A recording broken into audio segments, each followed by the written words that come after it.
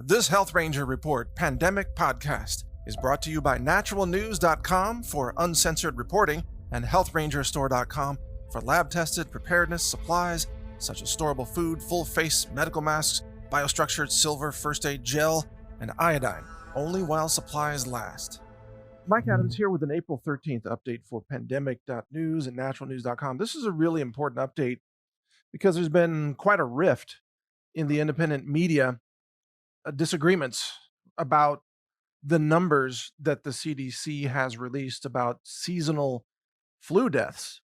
And as you've seen me write in articles, I've really taken issue with some of the other publishers who I'm not even going to name, it doesn't matter, but mostly sort of independent pro-Trump publishers who have truly, seriously done the math wrong. And they've arrived at the conclusion that the seasonal flu kills 10% of the people it infects. And they arrive at that by making a critical error, a rather big error from the CDC numbers, which I'll explain. Because the reason I feel so passionate about this, and I understand emotions are running high right now. I mean, people are under lockdown. You know, everybody's kind of stressed out. So maybe I got to chill a little bit too. But everybody's pretty passionate right now across independent media. There's a lot at stake. You know, Trump may be in trouble for the election. I think he is. I think right now he's got a less than 50% chance of winning at the moment, but you know, maybe that'll change. But tensions are running really high, probably with me too, because I see what's at stake here. And as you know, I was one of the early voices that warned Trump. I tried to warn Trump that in February, hey, you gotta start having lockdowns here. You gotta have social distancing before this gets out of control.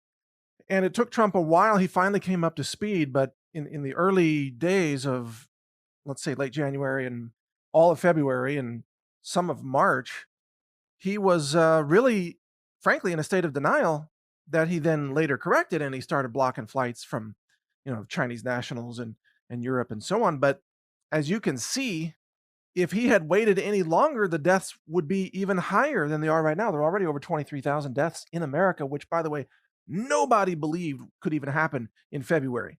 And so I put out projections. I think I released my projection models in early March, and the numbers were, to many people, those numbers were horrifying. They couldn't believe that I was projecting, for example, 580 deaths by April 5th, and then 10,000 something deaths by May 5th. I mean, I remember getting texts and calls from people like, you're crazy. There's no way there's going to be 10,000 dead Americans ever from this. I remember getting that. And then, of course, we've surpassed it. We've more than doubled that. And it's only the second week of April. So my projections were, if anything, too conservative. They were too low by a long shot. They were too low. But I was trying to warn the president that this thing is real and you better take steps right now. And then, in March, then a lot of the independent media decided that this was a hoax. And I've taken issue with that, of course, because I don't believe it's a hoax. I don't believe the virus is fake. I believe it's a genetically engineered biological weapon that escaped from a lab in Wuhan, maybe on purpose, maybe accidentally, but it was clearly engineered. It's got elements of HIV and MERS and SARS in it. That's very clear. There's no question that this virus is real. So I've taken issue with people who have said that this is a hoax and that there's no virus, and people who think that all the deaths are faked. And yes, that's something that a lot of people believe. And I have criticized those people, which I think is legitimate. Because look, here's my take on this. If we want to beat the globalists, okay, the globalists built this thing, and the globalists are trying to use it to enslave humanity. And on that point, I think everybody agrees.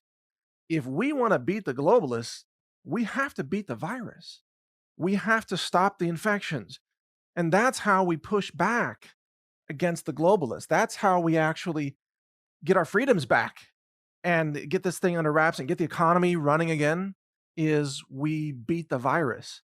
And in order to do that, there are some very specific, intelligent, rational things that we should do, which is having everybody wear masks in public, for example, or taking zinc and elderberry and vitamin D and things like that. There's a lot of nutritional things that are well known to help enhance or support natural immune function. Now, do those things absolutely work against this coronavirus? Who knows? Nobody knows. There's nothing that's been proven to work against this coronavirus because nothing's been tested. Not a drug, not a vaccine, not an herb, not a vitamin, nothing. But it makes sense to do these things. They're low cost. They have almost no downside risk, basic nutrition. It's good for you for all kinds of things beyond this. So I've been recommending that here's how we can end the lockdowns and end the tyranny and get America back to work. But it's crucial that we understand what's happening and the severity of this. So that brings us to the coronavirus versus the flu. So for all these many months, a lot of conservatives, even like Rush Limbaugh, had said, "Oh, it's just the flu." And a lot of people were saying, "Oh, it's just the flu. It hasn't killed as many as the flu." They say, "Well, the flu kills, 33,000 or 35,000 a year, according to the CDC," they said. And that's what the CDC is estimating. And that the coronavirus hasn't killed 35,000, so therefore it's not a big deal. Well, of course, the issue is that the coronavirus has a much, much higher case fatality rate compared to the flu.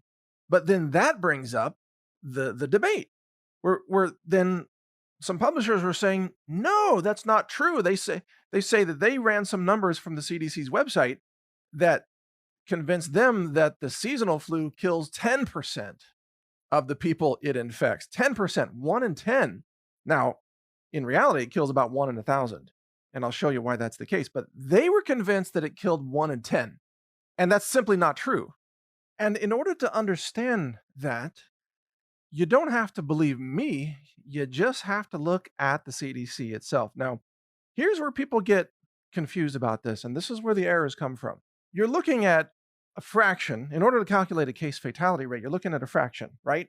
The numerator is the number of deaths, and the denominator is the number of infected.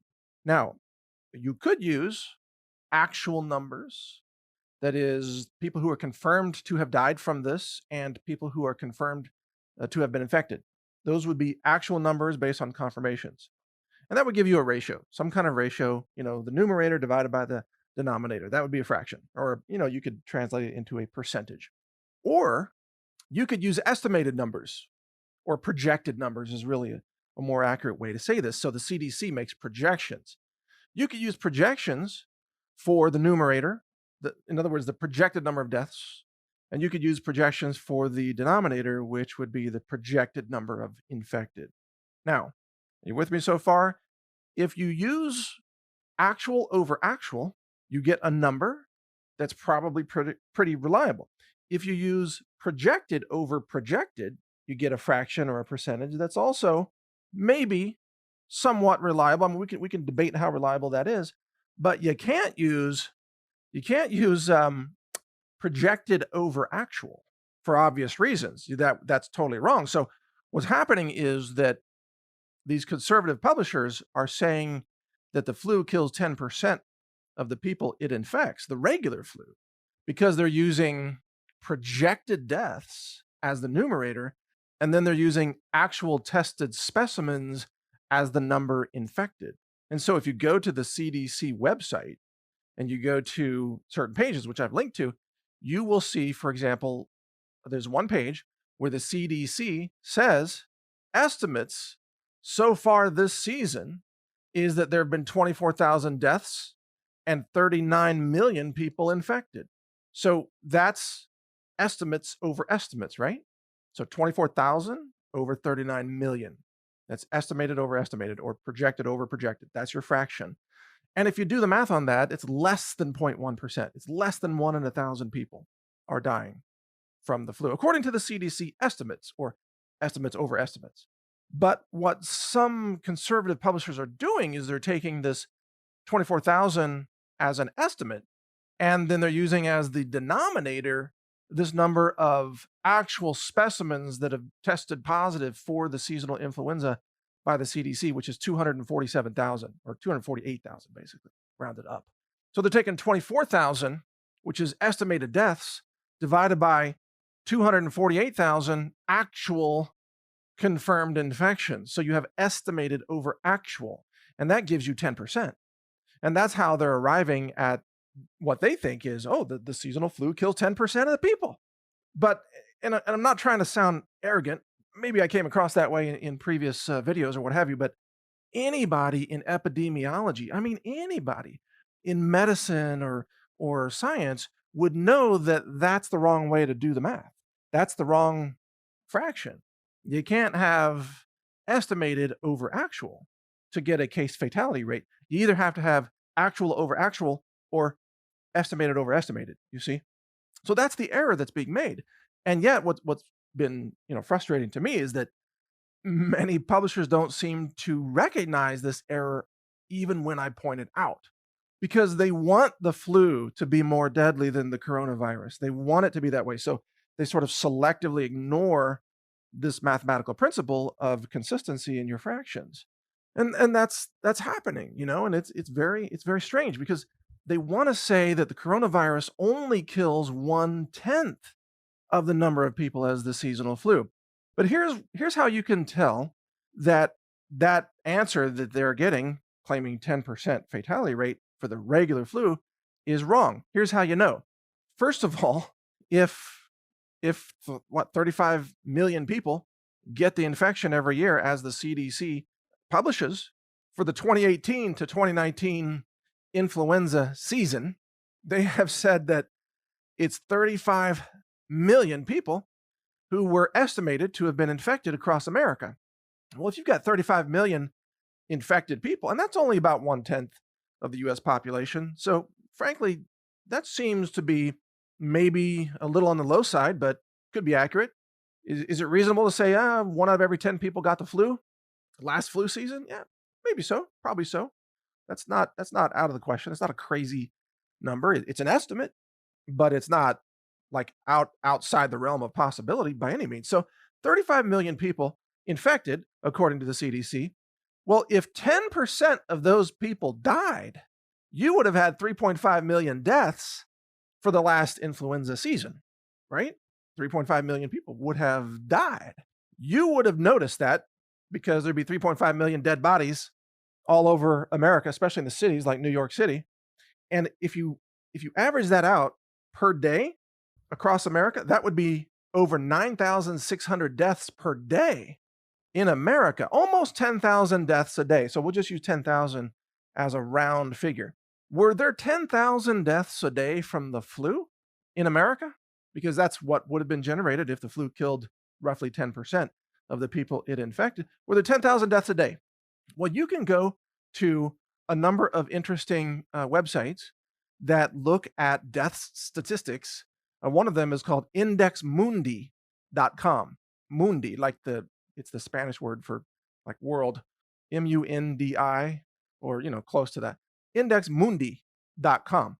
And it will tell you that the number of people who die per day in the United States from all causes combined, that is old age, cancer, heart disease, car accidents, swimming accidents, gunshots, everything you can imagine, all combined is 7,750 people.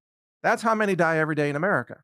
But if almost 10,000 people die every day from the flu on average, then obviously there couldn't be only 7,750 people who die per day, right? The numbers don't match up. So clearly, the flu can't be killing 10% of the people it infects. And also, you would have noticed by now, because you know people who got the flu, right? You have family members who get the flu. Maybe you got the flu. Do you see 10% of your friends and family members who get the flu dying every year? You've probably known people who had the flu 10 times.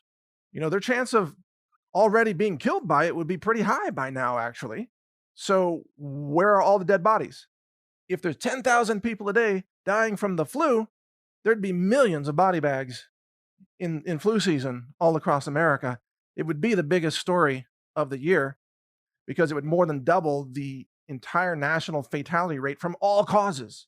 But if you look at the statistics of what Americans die from, the flu is actually really far down that list, at 35,000 people a year, which is about 1/100th of what is being claimed by a lot of these conservative sites, because they're claiming 3.5 million die per year. It's actually closer to 35,000. So they're off by 2 orders of magnitude, which is a pretty big deal when it comes to math and science and medicine. To be off by a factor of 100 is a pretty big deal. That's, in a math class, that would earn you an F to be off by 2 orders of magnitude. Yeah. In my science lab, that would earn you an F to be off by 2 orders of magnitude. You can't have that kind of error if you want to call yourself a scientist or just an informed journalist. You can't be off by a factor of 100. I mean, Brian Williams was off by a factor of 10 to the 6 in a recent story, which is a million. And of course, he got laughed at, and he should be laughed at for being off by 10 to the 6, but people off by 10 to the 2, which is still pretty bad. That's 2 orders of magnitude. That's not a mistake that any, careful journalist should be making. So we know that the flu doesn't kill 10% of the people it infects, or there would be millions of dead people across America every year from the flu. And that's not happening. You can confirm that. So we know then that if you really do the math, if you look at the CDC's numbers, it's pretty clear. 35 million people estimated infected, 34,000 people estimated died. So 34,000 over 35 million is 1 out of 1,000, right? 1 out of 1,000 people who get it die. And that's what the CDC is estimating. Now you say, well, why is the CDC estimating that? Why can't they test everybody? Well, they don't test. Can you imagine trying to test the entire population every year for influenza? They don't do that. That's really impractical. It's impossible. And they also, believe it or not, they don't test all the people who died. And there's been some controversy about this too. But it's interesting that the very people arguing against me on this are saying that, well, the causes of death are too high for coronavirus, but then they say they're too low for influenza. Well, wait a minute. In all death cases, doctors and coroners are doing their best job typically to say, this is what the person died from, kind of the most likely cause, the most likely evidence. So they take their best shot. It's not 100% accurate, but for the most part, for across lots of numbers, you get the right trends, you get the right picture. And so when the CDC says 34,000 people died from the seasonal flu, sure, we can take it with a grain of salt. I've said before, I thought the number was probably too high. So maybe it's a lot lower than that, which would mean the death rate is actually less than 1 in 1,000. Maybe it's 1 in 2,000 people. I don't know, but the CDC says it's 1 in 1,000. So if you're going to quote CDC numbers, which is what these publishers are doing, but they're quoting the wrong numbers to create the wrong fraction, then that it's just bad math. It just doesn't add up. So the reason all of this matters is because we need to understand the so-called relative risk between COVID-19 and seasonal influenza. COVID-19 in Italy, it killed 6%, 8%, in some cases 10% of those who were infected, but you could argue not everybody was tested, so maybe the number's lower. Okay, let's say it's only 1%. I mean, right now in America, we have 23,000 people dead from the coronavirus, plus more than that. And that's obviously a lot of deaths. And the total number who are confirmed to be infected in the United States is a little bit under 600,000. So you got, let's say, 24,000 deaths already out of 600,000 confirmed infections. And that is that's about a 4% death rate, even though I know that's not entirely the right way to do that math because there's a lag time and a lot of cases haven't resolved yet. And again, you could argue that maybe there's a lot more people infected than have been tested. Okay, sure. But we could also say there's a lot more people still going to die that haven't yet died, because dying actually takes time. It takes a progression. It goes through this progression typically about 4 to 5 weeks before somebody dies. So what's the death rate going to be from COVID-19? Well, we don't know for sure, but it's certainly not going to be just 1 in 1,000, is it? It's going to be something much higher, at least 10 times higher than that. That would be 1%, maybe double that, especially in America, since the number one comorbidity factor is obesity. And Americans are largely obese. So there's a lot of Americans who have higher death risk than people in other countries, such as China, for example. And China had a large enough death rate that they shuttered their entire economy to stop the spread of this thing. I mean, they risked everything to stop this.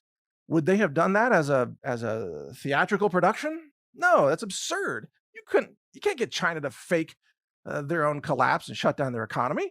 To do what? To trick the Western world? It makes no sense. They're not faking it. China saw this as serious enough to shut down their economy to stop the spread. In fact, the fact that we shut it down here in the US, that we shut things down roughly around mid March or between March 15th and March 20th, that is what has allowed us now to see the peak pass. And we're now seeing a downward trend in daily deaths. That's because of the lockdown. The lockdown worked. I'm not saying that the lockdown should continue because I think we now have a way to end the lockdowns. In fact, I'm confident we do. We know more now. We can end the lockdowns safely and protect public health with masks and enhanced testing and more nutrition and so on. But when this first started happening, the lockdowns were the only rational thing to do, which is why Trump did it. He did the right thing. If we had not done the lockdowns, we would have been on track to over 2 million deaths by July 4th. You can bet your life on it because I've done the models, I've done the math. That's exactly where this was going. Exponential spread bites you in the ass if you don't stop the exponentials from going. I mean, the lockdowns worked. That's why the hospitals were not overrun. That's why we barely had enough ventilators, because the lockdowns worked. And this is the other argument that a lot of conservative publishers are making. They're saying, well, see, the projections were wrong. We didn't need the lockdowns because, see, the deaths aren't that big anymore. They're going down. Well, that's because of the lockdowns. It's because of the lockdowns. The lockdowns stopped the replication of the virus. They did the intended job. And that's why the hospitals weren't totally overrun. And that's why the lockdowns were, again, the most rational thing to do at that time. Even though, knowing what we know now, we can get people back to work with masks and nutrition and enhanced testing and things like that. We can use maybe hydroxychloroquine for the serious cases, plus zinc in the hospitals. We can save lives using the information that we have gleaned in the last, 6 weeks. We know more now than we knew then. But you can't just say in the middle of a pandemic, oh, don't isolate anybody. Let's just let this thing spread. Because if you do that, in other words, if we had gone, let me put it this way, if we had gone one more week without the lockdown, because this thing doubles the number of infections in America about every 3.5 days, if we had waited one more week to do the lockdowns, we would have had quadruple the death numbers that we're going to have now. Quadruple, because it would have doubled 2 times. So right now we're at, let's say, approaching 25,000 deaths. That number, I mean, maybe we'll end up with, let's say, 50,000 deaths by the end of June. That number would have been 200,000 deaths if the lockdowns had waited one more week. And this is a concept that very few people understand. The lockdowns, if you do them early, they take your worst case projections of millions of deaths and they cut it down to just tens of thousands. And I've spoken about that repeatedly. I've written about that. I've done it in the spreadsheets and in the models. I've explained it over and over again. In fact, my first projection of 2 million deaths was very clearly described as happening if we don't have the lockdowns, if we don't block air traffic, if we don't keep people separated, then we're going to have 2 million deaths. That was a very intelligent and rational warning to say that we must achieve some form of social distancing right now. And by the way, if Trump had done it 3.5 days earlier, the 50,000 deaths that we're going to see would only be 25,000. And if he had done it a week earlier instead of just 3.5 days, then we could have kept the total number of deaths to under 12,000 probably, or 12,500, in that range. You see what I'm saying? Every week quadruples the numbers. Every week that you wait before the lockdown. And so I remember I was having a conversation with Alex Jones in early March on his show, and we were kind of laughing because I said, you know what, Alex, we're going to get blamed when the lockdowns work, because people are going to say that they weren't necessary because, see, not that many people died. He was like, yeah, we're going to get blamed. And that's kind of what's happening right now, because I took action to say what needed to be said and to urge Trump to shut things down in the earliest days possible. We saved over 2 million lives. And when I say we, I mean the governors, I mean Trump, I mean all the people across America, the mayors. Even I got to give Governor Cuomo credit for this. Governor Cuomo did the right thing. He saved lives in New York City. All in all, all of us, we saved over 2 million lives that would have been lost by July. Instead, that number might only be 50,000 instead of what was going to be 2,160,000 or so. So think about that. When you take early action in an exponential trend, you really reduce the numbers substantially. You save a lot of lives, and that's exactly what we've done here.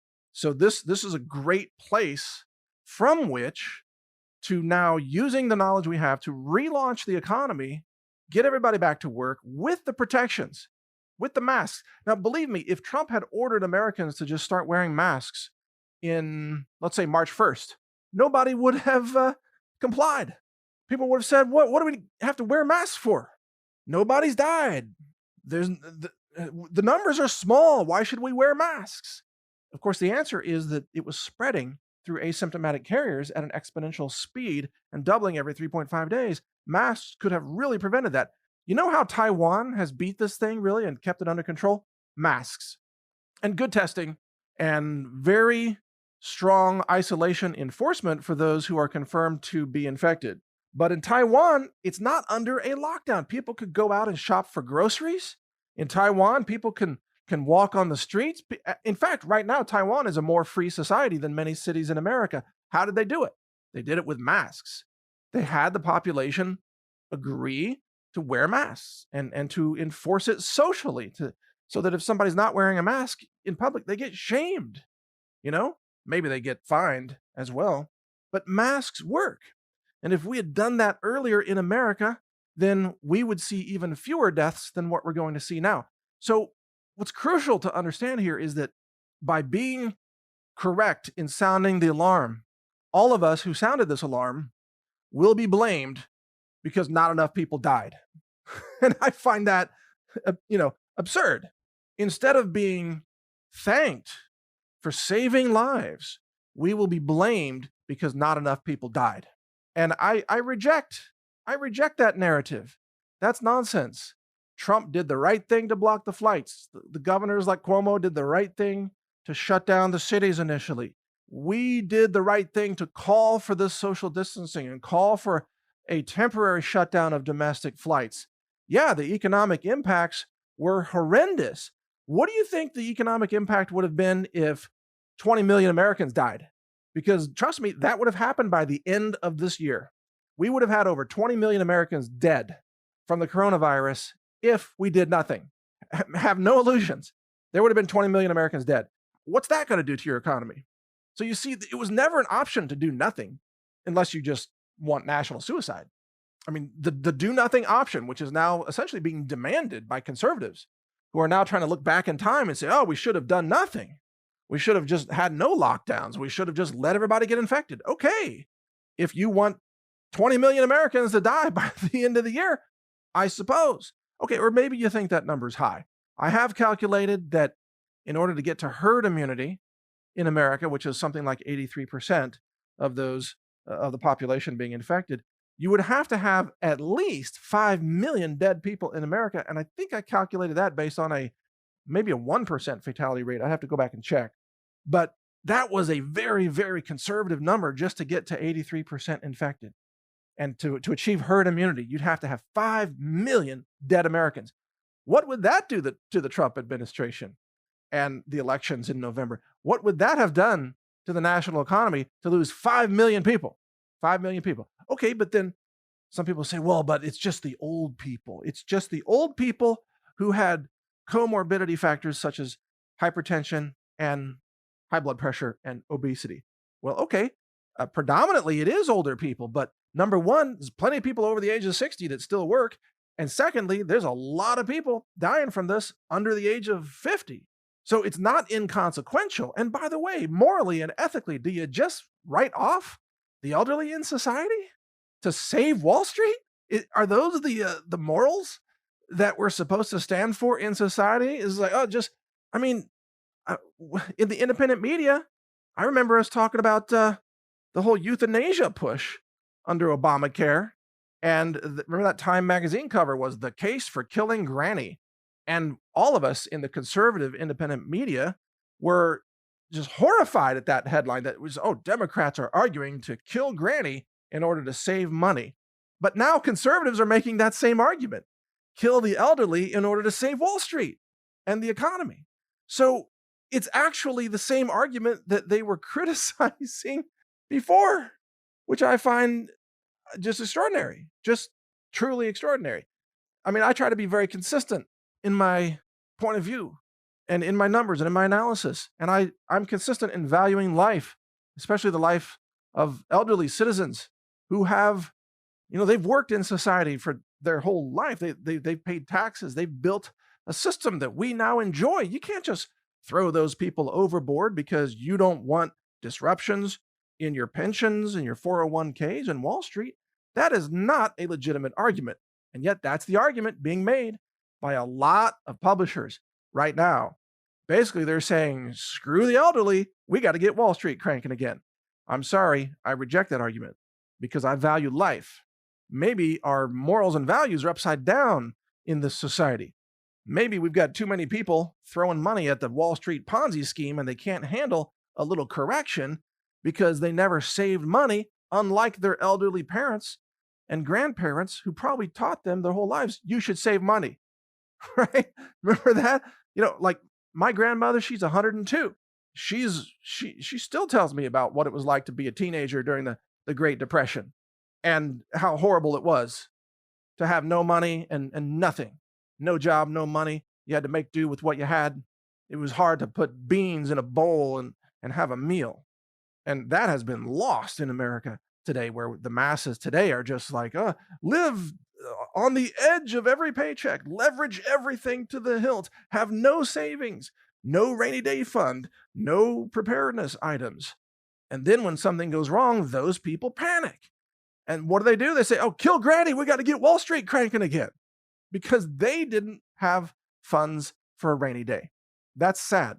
That's really sad.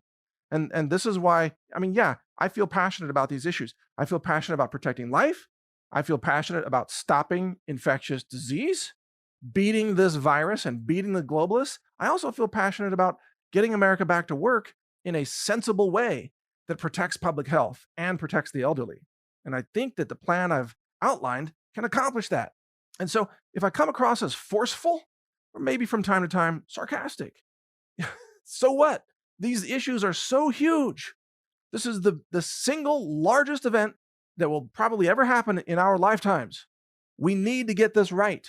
We need to have good math. We need to have good numbers. We need to reach good conclusions.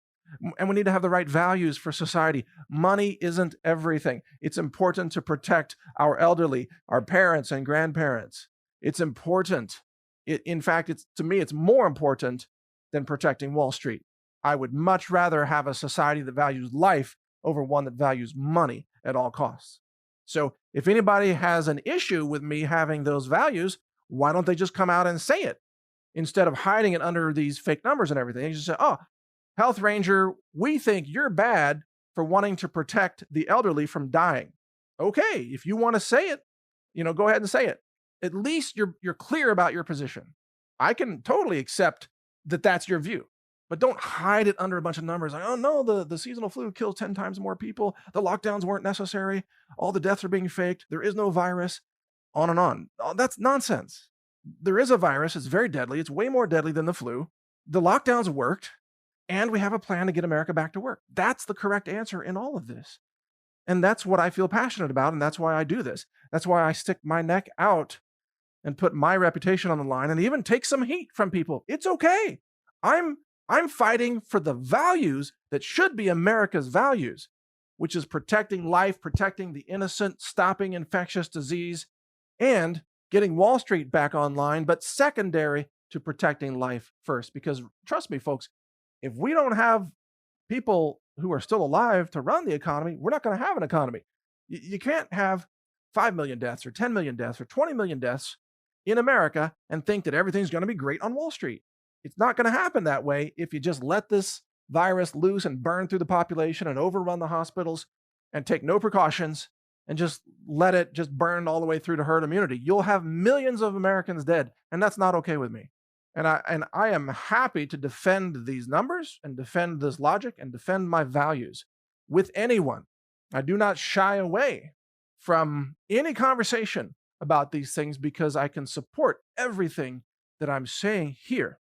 And that's why when people listen to what I have to say on this, they they have trust in the numbers because I explain how the math works. I explain these concepts with, I hope, a sense of clarity and maybe also some passion. And yeah, maybe I'm a little forceful from time to time. But again, this stuff matters.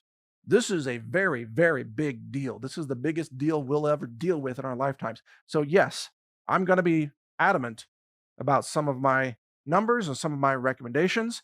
And I may not have a lot of patience for people who call this whole thing a hoax.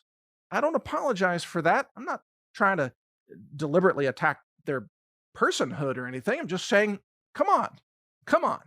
You can't have 100 nations around the world faking this. You can't sign up, 100,000 doctors and nurses all over the world to fake all the death certificates. You can't convince China and Iran and all these countries to crash their economies. Even Russia now is under, economic lockdown. You can't convince all those countries around the world to do that just for some hoax. It's impossible. Just China alone would never have done this. They didn't crash their economy on purpose. This thing was a disaster, and they had to avert the worst case scenario by taking the least damaging option, which was the lockdown. They suffered for it, but it would have been way worse had they done nothing. And if there's one thing that Chinese people can really do well, trust me on this point, it's math. Chinese people can do math, and I don't say that as any kind of a racist type of comment. I speak Chinese. I lived in Taiwan. My wife is Chinese.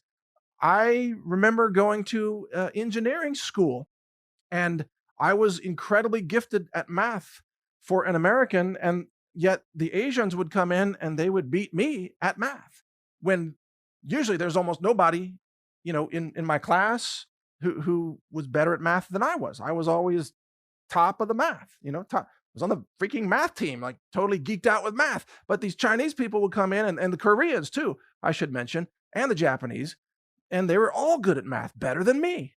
If there's one thing that Asian people can do, and they can do lots of things, but one of them is math. They're really good at math. You can trust that they did the math on this.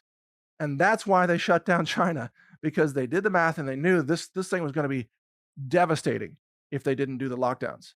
So it was the rational response. Even though it seems devastating, it would have been far worse had we done nothing. But you see, you can never really explain to people what would have happened. What would the unseen future have been if we had taken a different course of action? This is a very difficult thing to explain to people. What if we had done nothing? What would the future look like? And if you're accurate, it's millions of deaths in America, but the average person just can't accept that. They say, no, nothing would have happened. Everything would have been fine. We would have kept it under control. Okay, how? They can't really explain that. So if we're going to be rational about this and we're going to make decisions, we have to understand the numbers. We have to be competent in math. And I assure you, I am very competent in math. And, frankly, I'm an active published scientist.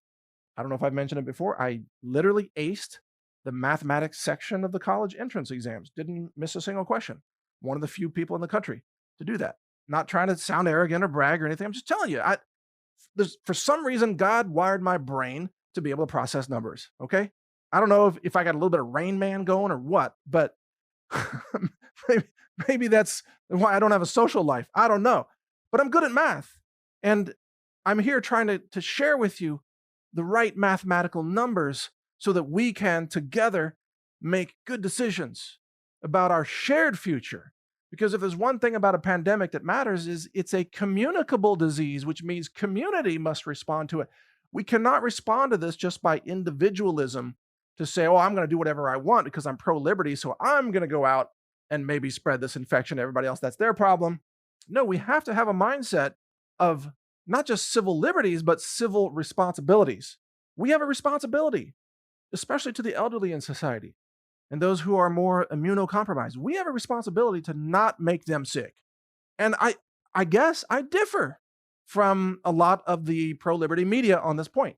I'm not sure why that is, but I personally, I'm willing to be locked down for 30 days or maybe 45 days or whatever it is, temporary, not 6 months, but a month and a half. Okay, I'm willing to do that to protect lives.